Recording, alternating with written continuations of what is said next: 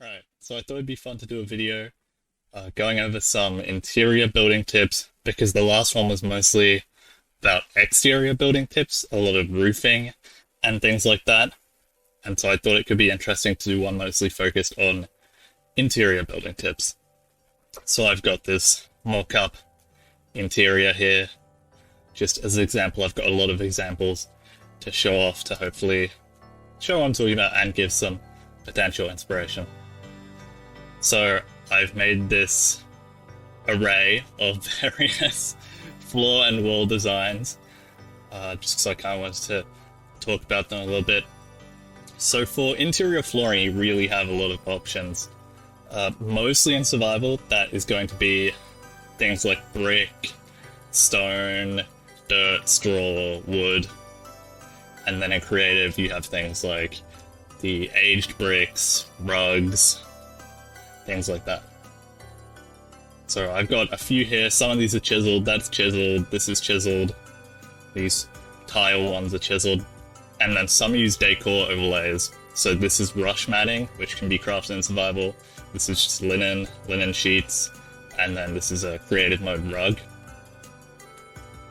So this is just meant to show off some potential ideas for interesting floor designs and different materials that you might want to try using for floors. This over here is just gravel, and it's got this barrier because I put the dry dirt overlay around the edges of the walls, and that kind of makes it look like the gravel is extending up onto the walls a little bit. I've also got some walls set up here, and most of these are just different materials: wattle and daub, rammed earth, plaster, planks, aged ashlar, normal ashlar. And this one here is plaster wash. So this can only be obtained in creative. You search plaster in the creative inventory, you can get all of these. And they're just decor overlays, so they're just placed on top of a normal block. Here I've just used the plaster blocks, but you can place them on whatever you want really. So they just work like this. And they're quite cool, but they aren't actually used anywhere in the game and they can't be obtained in survival mode. Now, I've done some example interiors, which is this section here, and I want to talk about them, show them off, and this one in particular, I'm going to have a clip of me building at the end. So I've built it now, but I recorded that process, and that will be at the end of this video. So to start off with, this one is just a little wooden shack type interior, and the focus of this one was about cramming as much detail as possible into a small space. So there's this chiseled window frame, this chiseled door frame, and just kind of clutter all around, this pile of sticks ready to be burnt, crates, bed, painting, tools on the tool rack. So in Vintage Story you do have a lot of things that you can do within small spaces due to chiseling and clutter blocks. And the roofing also has a little bit of added detail with logs and support beams, just to kind of break up that flat roof and make it look a little more interesting. This one, the one that I'm going to show being built at the end of the video, is mostly focused on clutter, so making a space feel lived in. Again, sort of like that last one, but just making it feel lived in through use of clutter, trying to fill empty spaces on the walls with shelves, bookshelves, this book row on top of the bookshelf, stacked barrels, things like that, to give a more kind of homey feel, a little bit cozier. And the same goes for the floor, where this empty space is filled with a rug.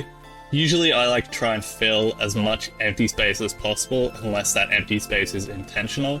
But in most interiors where you're trying to make it feel like a house, feel like it's lived in, I like to try and fill a lot of that empty space.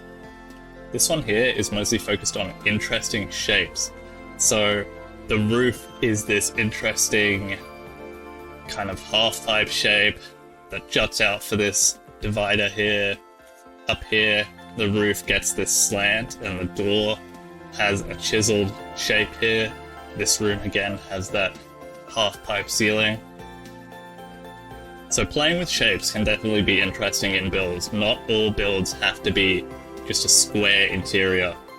That is something I always like to recommend, is doing just different shapes when you're making interiors.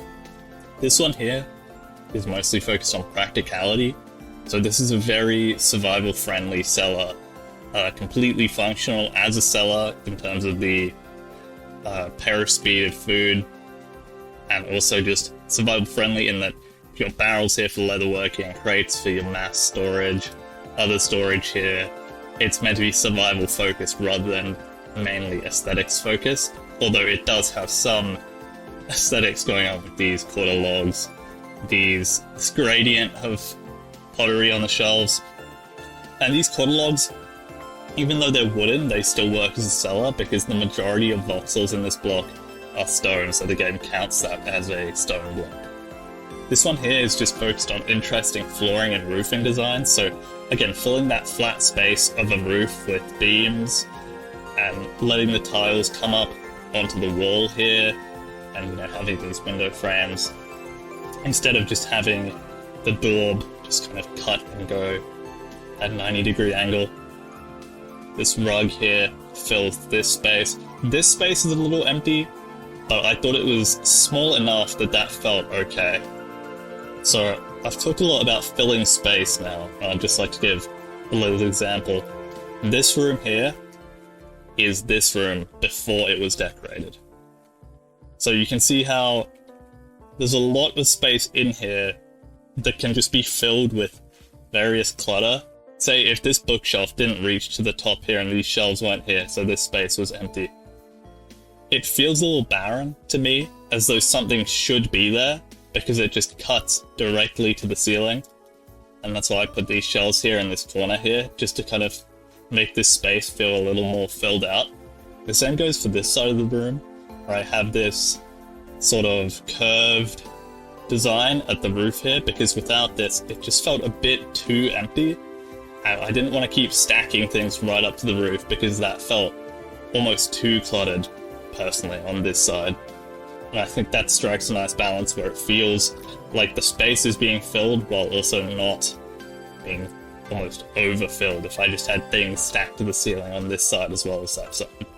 Now, about making a space feel lived in, the main way to do that, I think, is environmental storytelling. So, again, coming back here as an example, there's locust parts and tools on the table, with some Jonas parts stored up here. There's all these aged books, pile of aged books, and then these are more modern books in this bookshelf, they're not aged.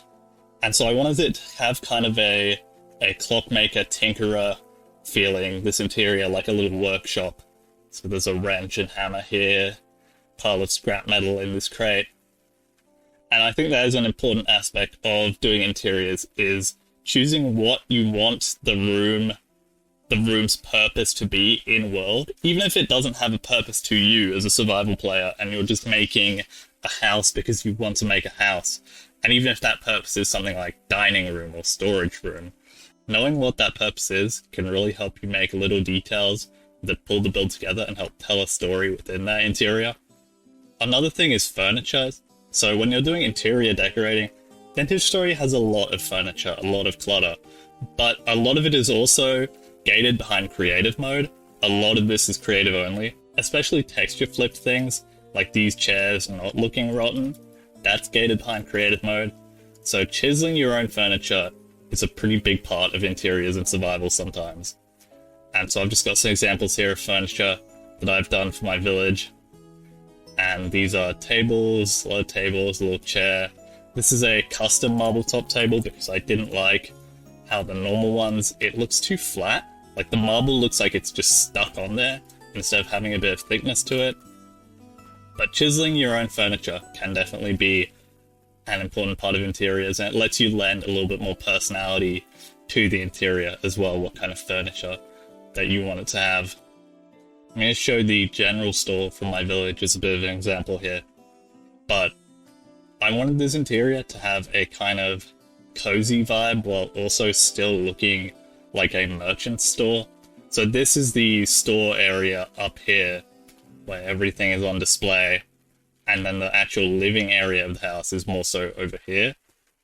And again, there's a lot of empty space being filled with things like this roof having these cross beams, even just things like plants and this book nook bringing a little bit of color into the build. I felt like without them it was a bit too brown and tan.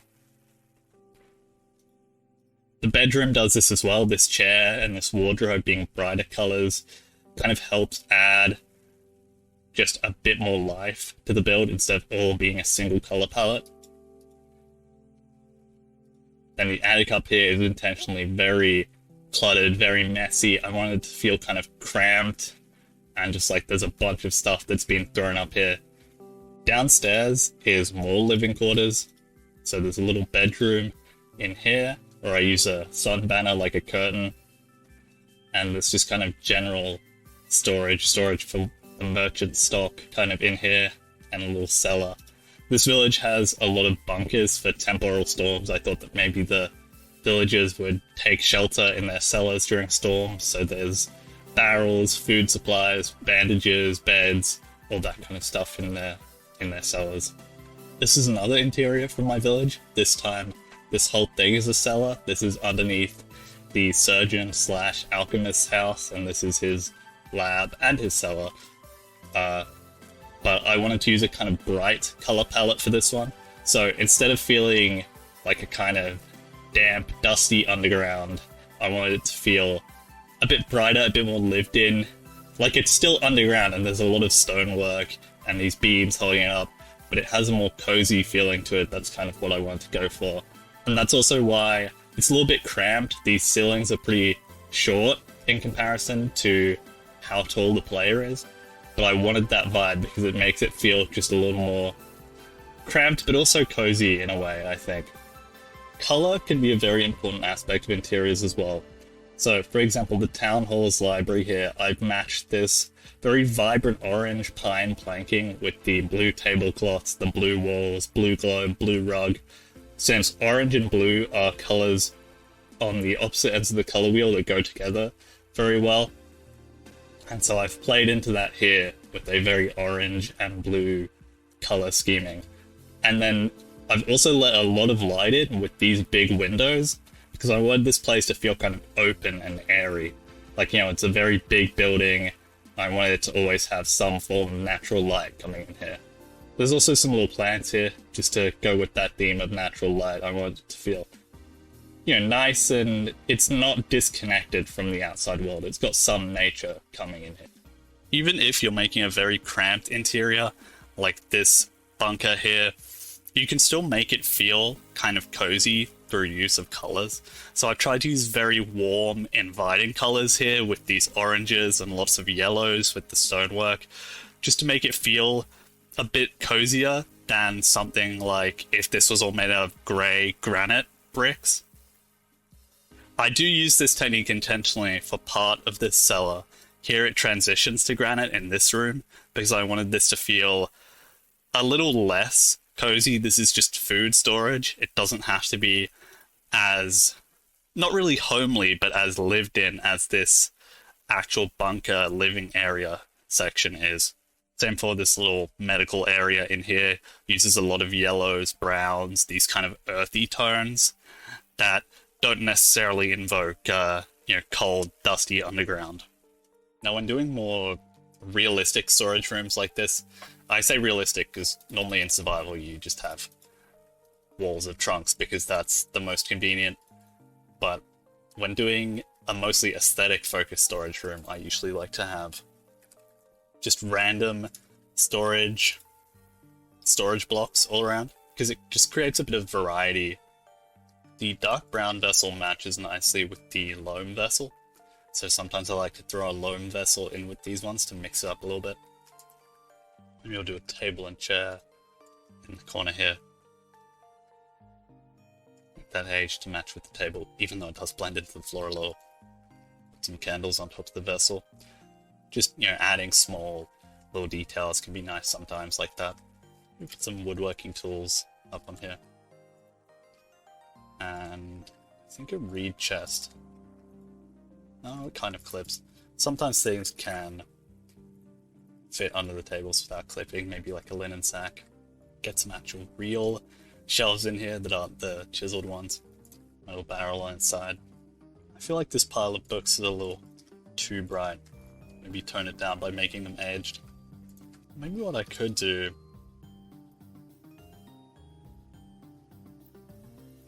is give this room a curve, although that doesn't mesh well with that quarter log.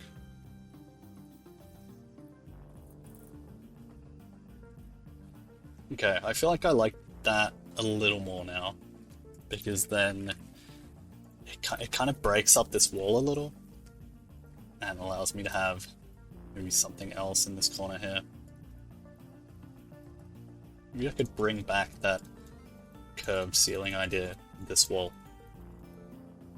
to minimize some of that empty space up top. Decorate the tool rack a little.